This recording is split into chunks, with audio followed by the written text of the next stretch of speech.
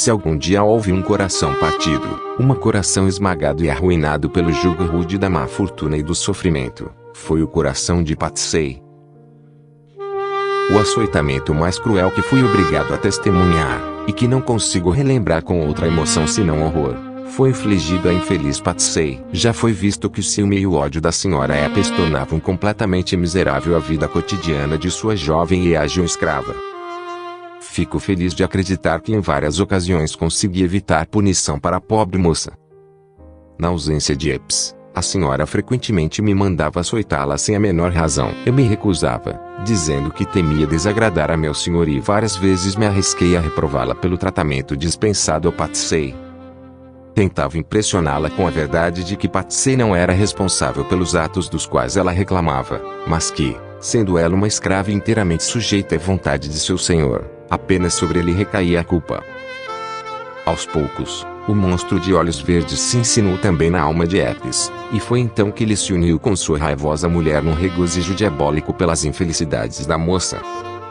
Num domingo, na época da aragem, há não muito tempo, estávamos nas margens do riacho, lavando nossas roupas, como era de costume. Naquela ocasião Patsy estava ausente. Epps a chamou em voz alta, mas não houve resposta. Ninguém a vira deixar o quintal, e ficamos todos nos perguntando aonde fora. Após algumas horas ela foi vista se aproximando, vindo dos lados da propriedade de Shaw. Esse homem, conforme já foi sugerido, era um notório devasso e, portanto, não andava nos melhores termos com Epps. Harriet, sua mulher, sabendo das aflições de Patsy, era gentil com ela, em consequência do que a última tinha o hábito de ir até ela a cada oportunidade. Suas visitas eram suscitadas meramente pela amizade, mas gradualmente penetrou a alma de Epps a suspeita de que os outra paixão, mais forte, a levava para lá, que não era Harriet, quem ela desejava ver, mas o descarado libertino, seu vizinho. Ao voltar, Patsy encontrou seu senhor num ataque de raiva de dar medo. Sua violência tanto a assustou que ela primeiro tentou evitar respostas diretas às suas perguntas, o que apenas serviu para aumentar as suspeitas dele. Mas Patsy acabou se mantendo orgulhosamente ereta e, indignada, refutou de forma categórica as suas acusações. A senhora não me dá sabão para me lavar, como dá para os outros, disse Patsy, e o senhor sabe por quê. Fui até Harriet para conseguir um teco. E, dizendo isso, tirou do bolso do vestido e mostrou a ele. Foi por isso que fui até a fazenda de Shaw, Sr. Epps, ela continuou. Deus sabe que foi só isso.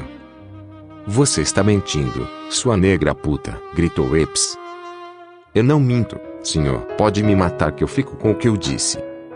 Vou pegar você. Vou lhe ensinar a não ir até a fazenda de Shaw. Vou tirar o seu couro. Ele resmungou com fúria entre os dentes semicerrados. Então, voltando-se para mim, ordenou que 4 estacas fossem fincadas no chão, apontando com a bota os lugares onde as queria. Quando as estacas foram postas, ele mandou que Patsy fosse completamente despida. Então cordas foram trazidas, e a moça, nua, foi colocada com o rosto virado para o chão e cada um de seus pulsos e pés amarrados firmemente a uma das estacas. Indo até a varanda, ele pegou um chicote pesado e, pondo em minhas mãos, mandou que eu açoitasse. Por mais desagradável que fosse, eu era obrigado a obedecê-lo. Em nenhum lugar aquele dia, na superfície de toda a terra, ouso dizer, houve uma exibição tão demoníaca quanto a que se seguiu.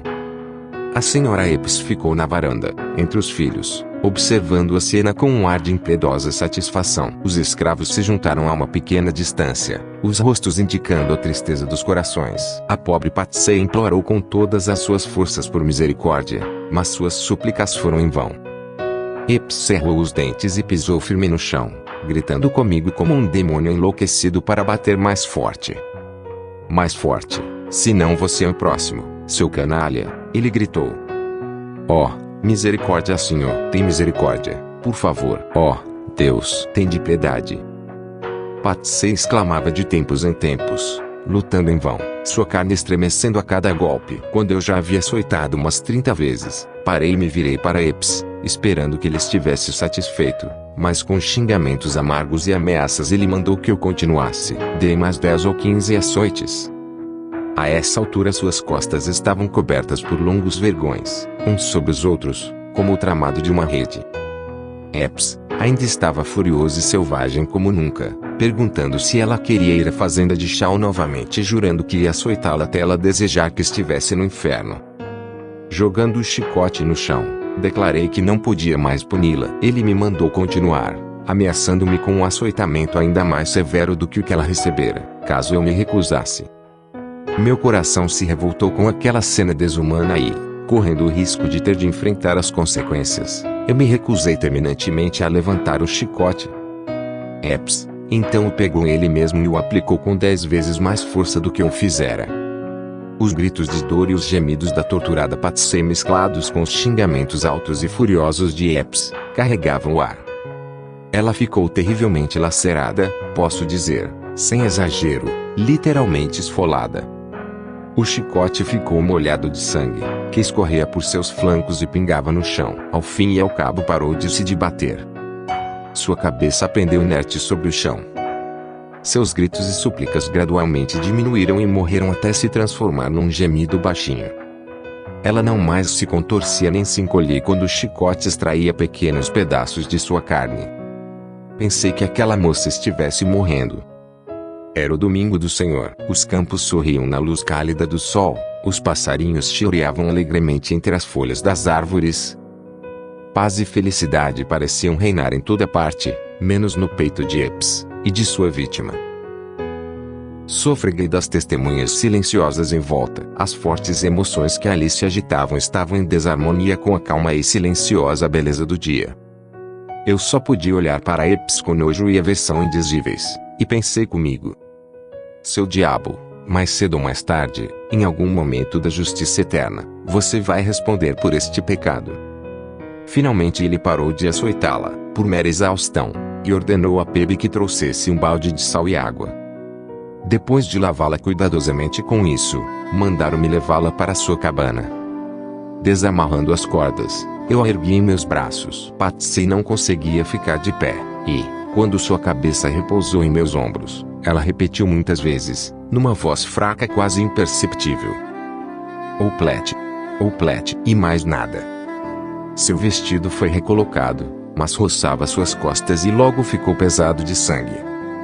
Na cabana a deitamos sobre algumas tábuas, onde ela ficou por muito tempo, com os olhos fechados e gemendo de dor. À noite, Phoebe aplicou sebo derretido em suas feridas, e tanto quanto possível todos nós tentamos ajudá-la e consolá-la. Dia após dia Patsy ficou deitada na cabana com o rosto para baixo, já que as feridas impediam que descansasse em qualquer outra posição.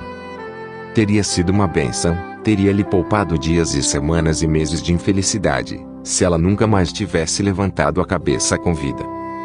De fato, desde aquela vez Patsy nunca mais foi como antes.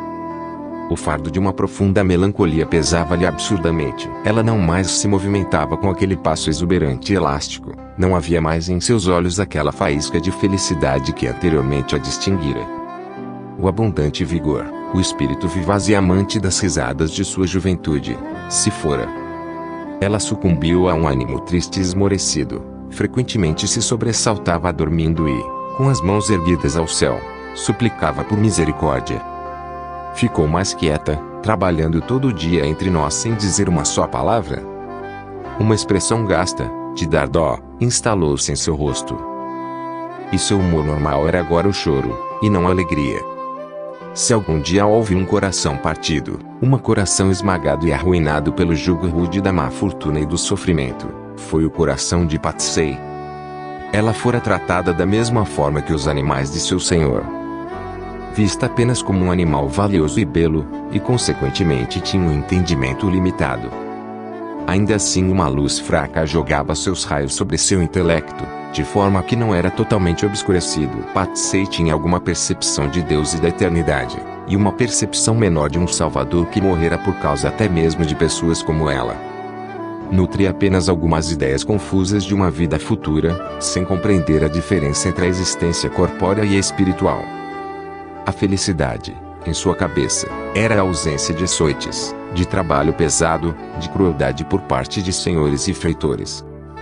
Sua ideia de alegria celestial era simplesmente descansar, ideia amplamente expressa nestas linhas de um bardo, melancólico. Não peço por um paraíso nas alturas, com cuidados na terra oprimidos, o único céu por qual anseio é o descanso, descanso eterno.